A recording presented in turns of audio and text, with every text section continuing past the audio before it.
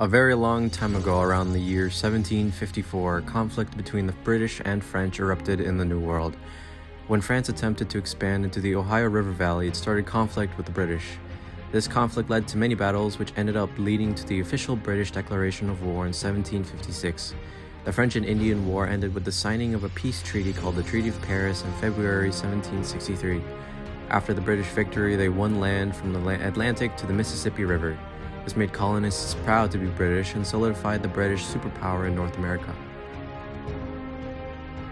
The British victory in the 7 Years' War came at a price. To pay off debts, Parliament passed a series of laws beginning in 1764, also meant to cut Boston and New England off from the rest of the colonies as punishment for the Boston Tea Party. Some of these acts included the Quartering Act, Stamp Act, Sugar Act, and many other acts. This made it clear colonists did not have a say in the legislature when the British dismissed their complaints about the rules and taxes, increasing tension between the two and providing a basis for the Declaration of Independence. Resistance to the acts evoked the occupation of British troops and Boston troops, which eventually resulted in the Boston Massacre of 1770. Due to the parliamentary acts, it made it harder for the colonists to pay taxes, which induced anger. This caused the colonists to want to break away from Great Britain. They protested the taxes passed by Parliament. The colonists had to follow British laws and do whatever the King of England and Parliament told them to do. They wanted freedom and control over their own government. This led to the creation of the Declaration of Independence. It granted the 13 colonies separation from the British and stated the principles the government should be based on, including freedom and equality. 5 men, including Thomas Jefferson, John Adams, and Ben Franklin, wrote the formal statement of the colony's intentions. Congress published this document in Philadelphia on July 4th, 1776.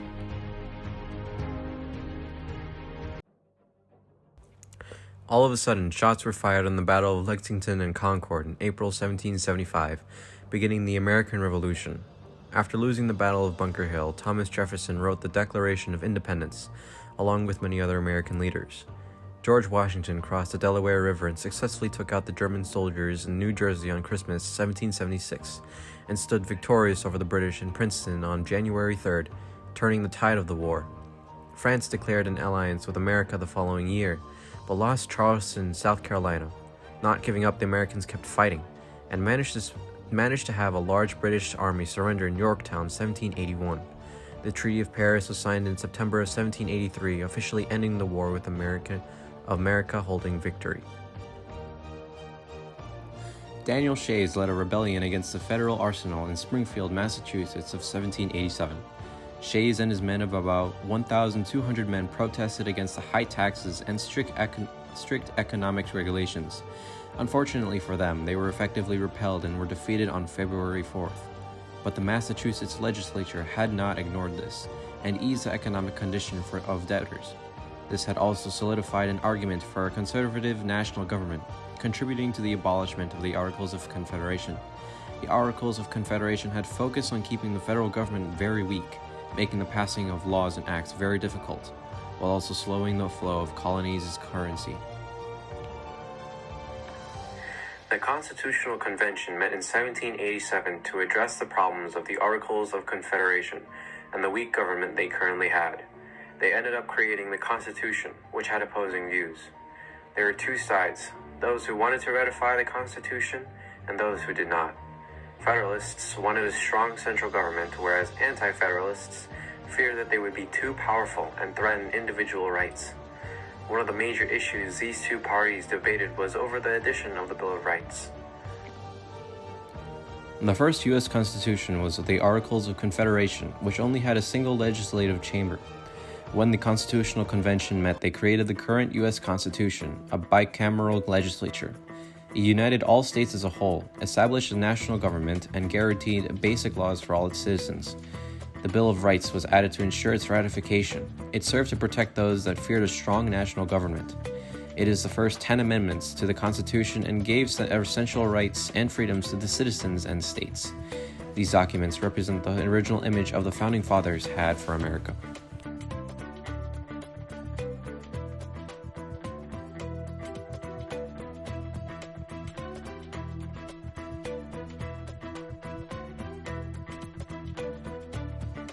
George Washington was Commander-in-Chief of the Continental Army in the American Revolutionary War. On April 30, 1789, Washington took his oath of office, becoming the first president of the United States. He spent his term defining what the executive branch does and setting up the government. He was the most obvious choice for president, being a national hero and respected leader. He stepped down from office so future presidencies would not be in power for life. He established a two-term presidency limit. Washington's reaction to the Whiskey Rebellion of 1795 showed the length he was willing to go to reduce internal conflict. When rebellious farmers in Pennsylvania violently protested the whiskey tax, President Washington sent troops to display American force. They weren't met with much opposition, but this did represent the first test of federal authority in the United States. This rebellion reinforced the idea that the new government had the right to impose a particular tax that would affect citizens in all states. The tax was repealed in 1802 as it continued to be difficult to collect. After America had solidified its independence, there was already many split opinions on how the country should be governed. Many parties were created over the ratification of the Constitution. The Federalist Party was one of the first political parties, which consisted of supporters of the ratification, the Federalists, and those against it, the Anti-Federalists. Jefferson and James Madison founded the Democratic-Republican Party in 1792. The party was created in order to oppose the policies of Hamilton and the Federalist Party. France and Britain had gone into yet another war in 1793, but in late 1794, Britain and the US had signed the Jay Treaty, just to resolve any withstanding issues between the two countries. But France took this quite personally and went and seized many American ships in spite. President George Washington had tried solving this at first by attempting to send Charles Cotesworth Pinckney to negotiate, but failed. The problem went unresolved until John Adams took the presidency in March 1797. He sent a three-man delegation consisting of Pinckney, John Marshall, and Elbridge Gerry. After the diplomatic incident that almost led to a war between France and the United States, the U.S. Congress passed 4 laws in the mid-1798. In fear of war happening between the two countries, the Alien and Sedition Acts restricted what people in the country could do, including limiting freedom of speech and freedom of the press. The Alien and Sedition Acts were signed into law by President Adams, and they incorporated new powers to deport foreigners as well as making it harder for new immigrants to vote.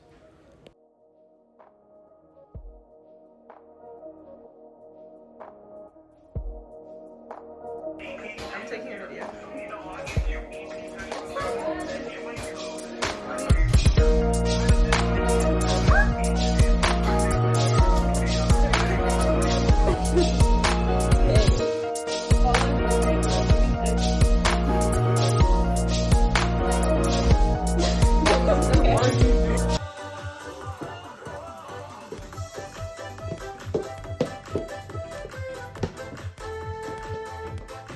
Skill. Whoa.